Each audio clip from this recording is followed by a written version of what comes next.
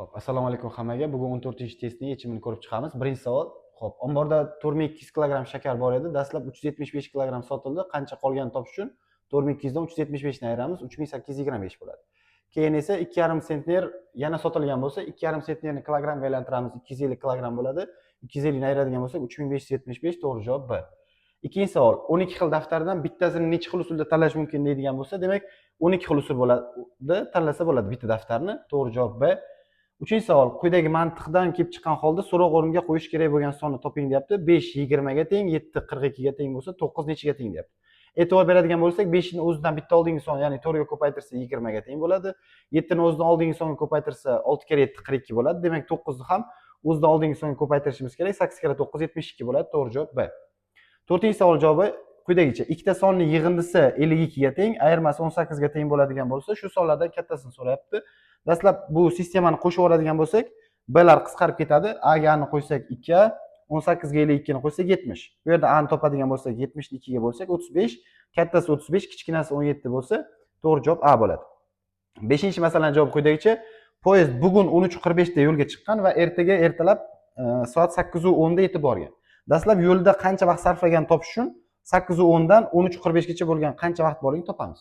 Buning uchun 13:45, bugungi 13:45 dan yarim tun, ya'ni 24:00 gacha qancha vaqt borligini topish uchun 24:00 dan, ya'ni 00 dan 13:45 ni ayiradigan bo'lsak, 10:15. Ya'ni bugunning hisobiga 10 soat 15 minut yurgan bo'ladi. Endi ertangi kuniga o'tadigan bo'lsak, yana 8 soat 10 minut yurgan, qo'shadigan bo'lsak, 18 soat 25 minut vaqt sarflagan yo'lda. Lekin u 12 ta bekatga 6 minutdan vaqt sarflagan to'xtash uchun 12 ni 6 ga ko'paytiradigan bo'lsak 72 bo'ladi. Endi sarflagan vaqti 18 soat 25 minut, buni daqiqaga aylantirib olamiz, ya'ni 60 ga ko'paytiramiz 18 ni, qo'shamiz 25 ni.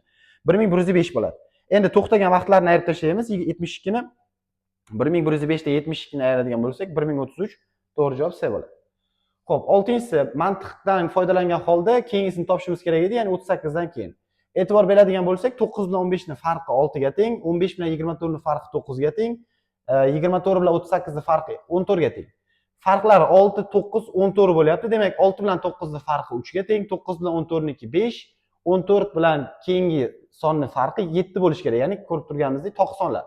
21 ga farq qilish kerak. Demak, 38 bilan qaysi son 21 ga farq qiladi deydigan bo'lsak, bu uchun ikkalasini qo'shamiz, 59 bo'ladi. To'g'ri javob A. Xo'p, 7-savol. 36 ta sigir bor, uni 4 tadan qilib guruhlarga ajratib chiqishimiz kerak. Nechta guruh hosil bo'ladi deyapti. Demak, 36 ni 4 ga bo'lamiz, 9 B javob bo'ladi. 8-savolning javobi quyidagicha. Bizda 300 kg guruch bor, o'shani 600 grammdan qilib xaltachalarga solishimiz kerak. Nechta xaltacha kerak bo'ladi deyapti. Demak, 300 kg ni 600 grammga bo'lamiz. Dastlab 300 kg ni grammga aylantirib olamiz. Ya'ni 1000 ga ko'paytiramiz, 300 ming bo'ladi. Endi buni 600 ga bo'ladigan bo'lsak, 500 ta xaltacha kerak bo'ladi. To'g'ri javob C. 9-savol. Tenglamani yechishimiz uchun dastlab qavsni ochib chiqamiz. 7 kere 3x 21x, 7 kere 1 7 bo'ladi. 4 kere 4x 16x qo'shilgan 4 kere 2 8. Ma'lumlar bir tomon, noma'lumlarni bir tomon o'tkazadigan bo'lsak, 16x chapga -7 o'ng tarafga o'tadi.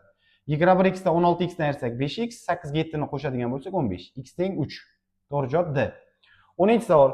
Doskaga 1 dan 120 gacha bo'lgan sonlar yozilgan, lekin 1 va 3 raqamlar qatnashgan ikki xonali sonlar o'chirib tashlangan.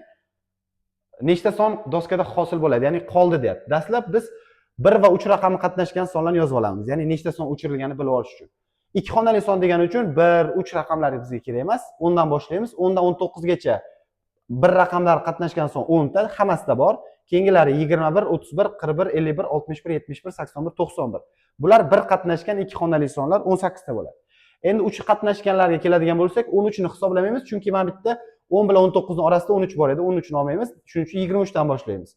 23, keyingisi 30, keyingisi 31 bo'lmaydi, chunki mana bitta 31 bor edi, shuning uchun hisoblamaymiz. 32, 33 va hokazo 39 gacha. Bu yerda 9 ta bor. 43, 53, 63, 73, 83, 93. Jami bu yerda 16 ta bor. Demak, 18 ga 16 ni qo'shadigan bo'lsak, 34 ta son o'chirib tashlangan. 120 ta sonimiz bor edi. Ayiramiz 18 va 16 ni ayiradigan bo'lsak, 86 bo'ladi. Demak, doskada 86 ta son qolgan. To'g'ri javob A. 11-masalaning javobi quyidagicha. Uzunligi 4 metr 75 sm bo'lgan simdan 1 metr 40 sm ikkita bo'lak kesib olingan. Birinchi bo'lib 1 metr 40 sm ni ayirib olamiz. 3 metr 35 sm bo'ladi.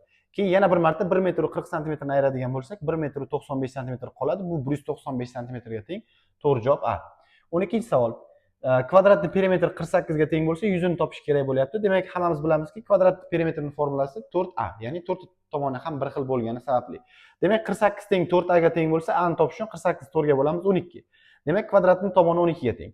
Endi 100 ni topish uchun a ni a ga ko'paytirish kerak, ya'ni 12 ni 12 ga ko'paytirsak 144 bo'ladi. To'g'ri javob a. 13-savol. Sinfda 28 ta o'quvchi bor. Har bir ikkitadan daftar olib keladigan bo'lsa, nechta daftar olib kelish kerak deyapti. Demak, 28 ni 2 ga ko'paytiramiz. 56 ta daftar. To'g'ri javob a. 14-savol. Quyidagi tenglikdan mana bu shaklni nechiga tengligini topishimiz kerak. Dastlab bo'lingan uchni o'ng tarafga ko'paytirishga o'tkazadigan bo'lsak, 3 kara 14 42 bo'ladi. Endi qo'shilgan 18 ni o'ng tarafga ayirishga o'tkazadigan bo'lsak, 42 dan 18 ketsa 24.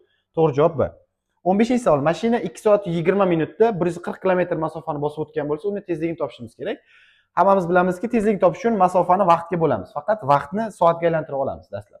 2 soat 20 daqiqamiz 2,3 dan 1 soat bo'ladi. Ya'ni mana bu 20 daqiqa 3 dan 1 soatga teng.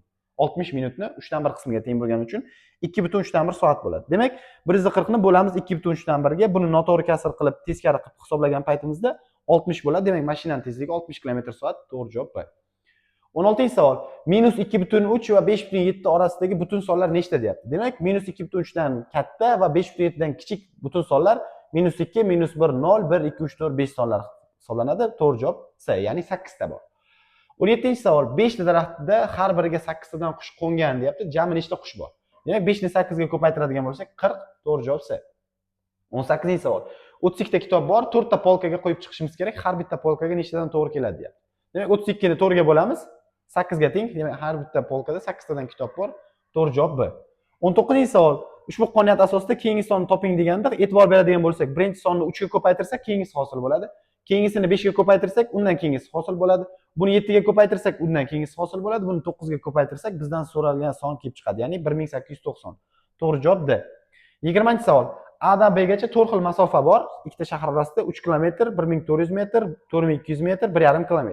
Eng qisqasini so'rayotgani uchun hammasini bir xil o'lchov birligi, ya'ni metrga aylantiramiz. 3 kilometrimiz 3000 metr, bular o'zi metrda, 1,5 kilometrimiz 1500 metr bo'ladi. Eng qisqasi 1400 metr ekan, demak to'g'ri javob B.